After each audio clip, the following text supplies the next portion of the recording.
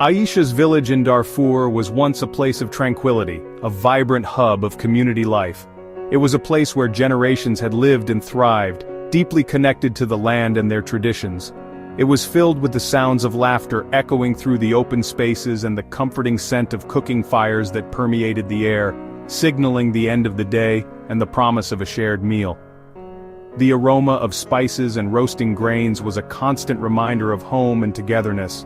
But that all changed on one terrible morning, a morning that would forever be etched in the memories of those who survived. The serenity was brutally shattered when the sound of gunfire ripped through the air, tearing apart the fabric of their peaceful existence. Soon, thick plumes of smoke rose ominously from burning homes, painting a horrifying picture of destruction and despair against the once clear sky. The village was under attack. Aisha, a young mother with a fierce love for her 3 children, knew instantly that they were in grave danger. She grabbed her children, her heart pounding in her chest. With no time to gather anything, they ran with nothing but the clothes on their backs, joining the throngs of terrified villagers fleeing for their lives. Her husband, Ahmed, was away at the market, miles from their village, trading goods to support their family. She could only desperately hope and pray that he was safe, that he had somehow escaped the violence that had engulfed their home. The attackers were relentlessly closing in, their presence a constant threat that fueled their desperate flight. But Aisha's unwavering determination to protect her children, to keep them alive, pushed her forward one step at a time. It was the primal instinct of a mother, a force stronger than fear itself. They walked for days under a scorching sun, the relentless heat beating down on them without mercy. Their feet were blistered and bleeding, their throats parched with an unquenchable thirst, each step a testament to their will to survive. The nights were spent huddled together for warmth and comfort, haunted by the terrifying memories of the attack and the gnawing fear of what the future held.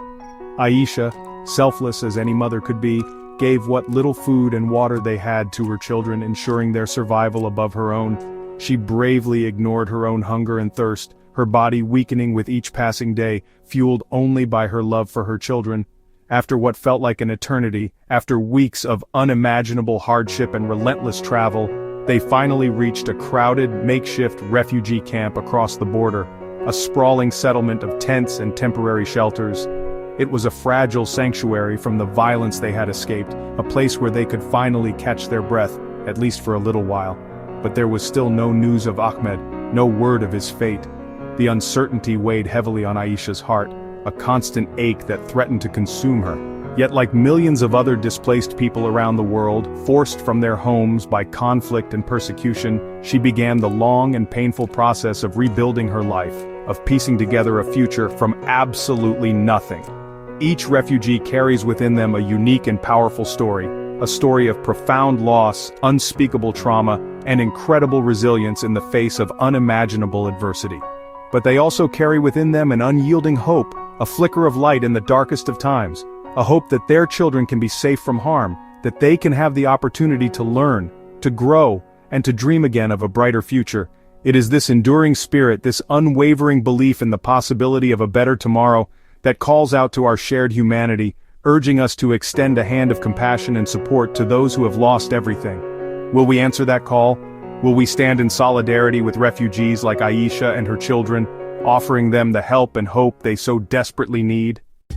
The refugee crisis is a complex global issue, touching the lives of millions. To truly understand the nuances of this crisis, we need to familiarize ourselves with the key terms that define it, and the legal frameworks that govern it. These terms aren't just labels, they represent distinct legal statuses with significant implications for the individuals involved. A refugee, under international law, specifically the 1951 Refugee Convention and its 1967 Protocol, is someone who has been forced to flee their country of origin, often leaving behind everything they know and own. This displacement is not a choice but a necessity, driven by a well-founded fear of persecution. Persecution that stems from their race, religion, or deeply held beliefs. It could also be due to their nationality, their political opinion, which challenges the ruling power, or their membership in a particular social group, facing discrimination and violence. This recognition as a refugee grants them refugee status, which in turn brings international protection under the UNHCR and host countries. Now, an asylum seeker is someone who has already left their country, seeking safety and a new beginning, and is actively seeking protection in another country, hoping to be recognized as a refugee. However, their claim for refugee status hasn't yet been fully assessed and decided by the host country. It's important to remember that every refugee was once an asylum seeker, navigating a complex and often daunting process. During this time, they are often waiting in limbo, unsure of their future. And they are often with limited access to opportunities such as work, education, or even basic healthcare services, making their situation even more precarious. Then we have internally displaced persons or IDPs, who like refugees are forced from their homes due to similar threats and dangers, but, crucially, they remain within the borders of their own country. Unlike refugees who can access international protection, IDPs aren't protected by international law in the same comprehensive way, relying primarily on their own government for assistance and security. This often leaves them especially vulnerable to further violence, exploitation, and neglect. These distinctions matter a great deal. They fundamentally shape the kind of help, the level of protection, and the long-term solutions that are available to these individuals. Understanding these terms helps us respond more effectively to the needs of displaced populations. It also allows us to advocate more powerfully for the rights of the displaced, ensuring their voices are heard and their needs are met. Each of these groups faces unique challenges and requires tailored support, but all without exception deserve our compassion, our respect for their human dignity, and our unwavering commitment to justice. Knowing the difference between these terms and the realities they represent is the crucial first step towards making a meaningful and positive difference in the lives of refugees, asylum seekers, and internally displaced persons around the world. The numbers are staggering, almost incomprehensible. Over 120 million people are currently displaced worldwide. To put that into perspective, that's more than the entire population of Germany. This massive figure encompasses various categories of displaced individuals. This includes refugees, those who have crossed international borders seeking safety and protection. Then there are asylum seekers, individuals who have applied for international protection and are awaiting a decision on their claim. Their lives are in limbo, uncertain of their future. And we must not forget the internally displaced persons, or IDPs, who have been forced to flee their homes but remain within the borders of their own country. The crisis is not static, it's growing, driven by conflicts in Syria, a nation ravaged by years of brutal conflict, Afghanistan, where ongoing instability continues to force people from their homes, Ukraine, a country facing immense destruction and displacement due to the ongoing war, Sudan, where escalating violence has created a humanitarian catastrophe, and the Democratic Republic of Congo, a nation plagued by persistent conflict and instability. It's a stark reality that 2/3 of all refugees come from just a handful of countries, showing how concentrated crises can have a cascading global impact, affecting nations far beyond the immediate conflict zones. Most refugees, about 75%, are hosted by low and middle-income countries, often bearing a disproportionate share of the responsibility. These are often neighbors to the conflict zones, countries with their own challenges and limited resources. These host nations show remarkable generosity, opening their borders and communities to those in need. But the strain on their resources is immense, stretching their capacity to provide adequate support and services. Children make up 40% of the world's refugees, a particularly vulnerable group in need of special care and protection. They are facing risks of exploitation, lost education, and deep-seated trauma that can have lifelong consequences. The international community must share responsibility. It's not just a moral imperative, but a practical necessity. Wealthier nations need to step up with increased funding, expanded resettlement programs, and safe pathways for those seeking refuge. The burden cannot fall on a few already struggling nations. It requires a global, coordinated effort.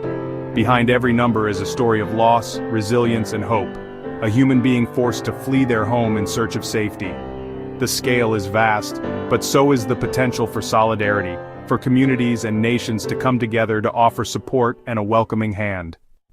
Conflict remains the leading cause of forced displacement. When war erupts, civilians face bombings, attacks on hospitals and schools, and the constant threat of death. Law and order collapse, armed groups take over, and families are forced to flee for survival. Modern warfare, often fought in cities, leaves civilians with nowhere safe to go. International laws meant to protect civilians are routinely ignored. The trauma of violence and repeated displacement leaves deep scars. Protracted conflicts mean families may be uprooted multiple times with little hope of return. Only by addressing the root causes of war can we hope to reduce the number of people forced to flee.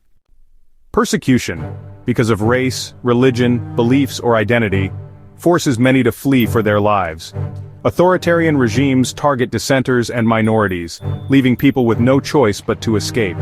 Extreme poverty, especially when combined with conflict or discrimination, can also drive desperate journeys.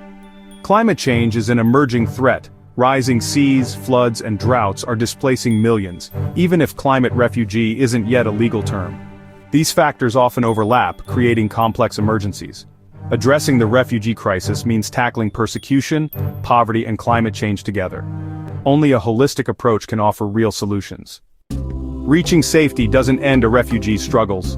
Many carry deep psychological scars from violence and loss. PTSD, anxiety, and depression are common. Access to mental health support is rare. Daily life brings new challenges: overcrowded camps, scarce food and water, and limited health care. Refugee children often miss years of school, risking a lost generation. Barriers like language, discrimination, and poverty make education and integration difficult. The loss of home, identity, and community leads to isolation and grief. Rebuilding a sense of purpose takes time and support. Even in safety, the journey to healing is long, but hope persists. Even after reaching a safe country, refugees face new obstacles. Housing is often temporary, overcrowded, and unstable, making it hard to settle or find work. Legal barriers, language differences, and discrimination keep many from employment, leading to hardship and dependence on aid. Language is a major hurdle. Without it, access to education, healthcare, and jobs is limited. Quality language training is essential for integration. Integration is a two-way street. Refugees need support, and host communities need understanding. Prejudice and misconceptions can make refugees feel unwelcome. Community engagement and dialogue are key to building trust and respect. When welcomed, refugees enrich their new societies with skills and culture. Successful integration benefits everyone. Solving the refugee crisis requires global cooperation and shared responsibility. Wealthier countries must increase support, funding aid, expanding resettlement, and creating safe pathways. Diplomacy and development aid can address root causes like conflict, poverty, and climate change. Supporting host countries strengthens services for all. At the community level, empathy and education break down stereotypes and foster inclusion. Refugees must be empowered to participate in decisions and rebuild their lives. Supporting refugee-led initiatives taps into their strengths and insights. Solutions must be built on dignity, respect, and the recognition of refugees' potential. The crisis is vast, but every individual can help. Donate to trusted organizations, volunteer your skills, or offer a warm welcome to newcomers. Challenge misinformation and advocate for fair policies. Small actions, multiplied, create real change. Refugees show incredible resilience and hope, eager to rebuild and contribute. Together we can create a more compassionate world. Will you be part of the solution?